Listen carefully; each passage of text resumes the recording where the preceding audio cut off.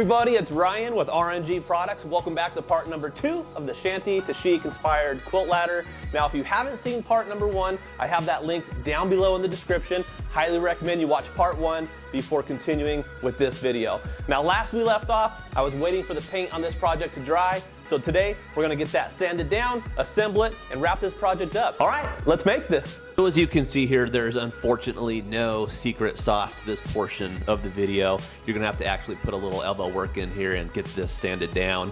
Now, I prefer to use my 3M foam sanding block, and for this particular project, I went with 150 grit.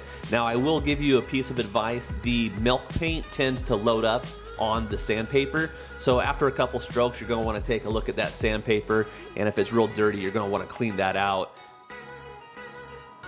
You'll also notice that I'm doing long strokes with the grain. Again, this is your project. You can sand it however you prefer, but for this farmhouse look that I'm going for, I really try to stick with a nice long pattern with the grain.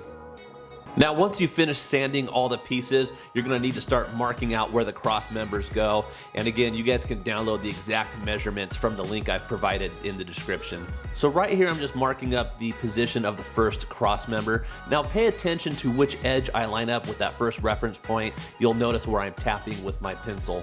Once that's set up, I like to do a quick tracing so that I can have a spot to reference for my second position. And as you can see right here, I'm just using a straight edge and I'm going off of that corner that I traced. Now right here, you'll notice that when I line up the second cross member, again, look where I tap with the pencil. I'm actually referencing off the back side of the cross member instead of the first side. Now just pay attention to that portion so your measurements don't get messed up as you proceed down the line. And it's that simple. Go ahead and finish marking everything up.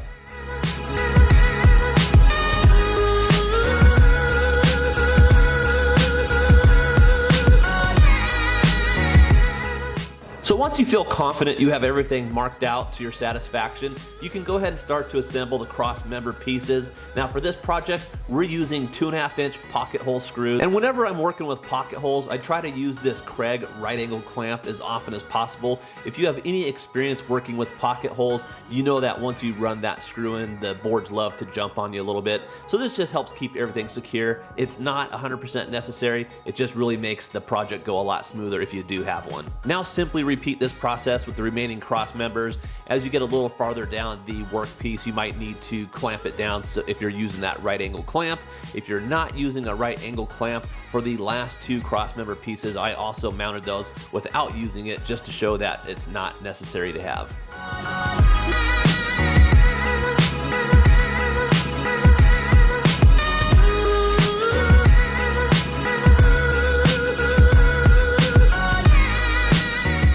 Now that we have all the cross members attached, we're going to need to lay this piece over on its side and get ready to attach the remaining upright. I'm just dropping in some bench dogs right here. I'm going to put 2 on the front and then I'm going to put 2 on the side. And what you see here is this is going to give me a perfect 90. This is one of the areas where you really want to pay attention and make sure you get everything square. At the end of the day, this is going to be leaning up against the wall, and if you don't have the bottom of the legs perfectly square, your quilt ladder could possibly lean to one side or another. So just take your time and use what tools you have available.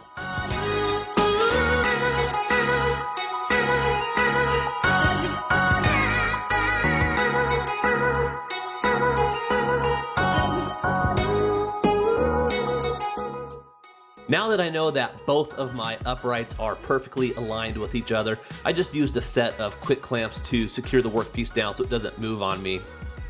The main thing I'm looking for here is I just want to make sure that the cross member is squared up to the upright. You'll see me using a speed square just to double check.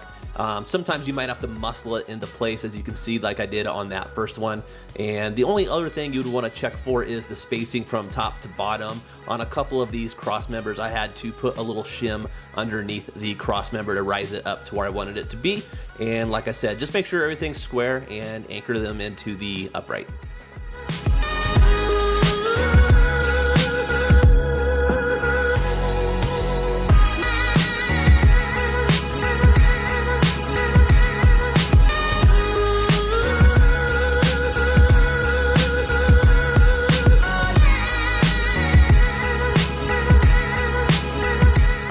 As much as I love pocket holes, I'm not a big fan of the exposed holes that you're left with. Now, you're not always going to be fortunate enough to have them concealed. In this case, the quilt ladder would probably have these holes covered up by a quilt, or when it's leaning against the wall, nobody's going to see them. But I personally know they're there and they bother me. So I'm just using some plastic wood filler right here to fill these in. I'll give them a light sanding and touch it up with some paint.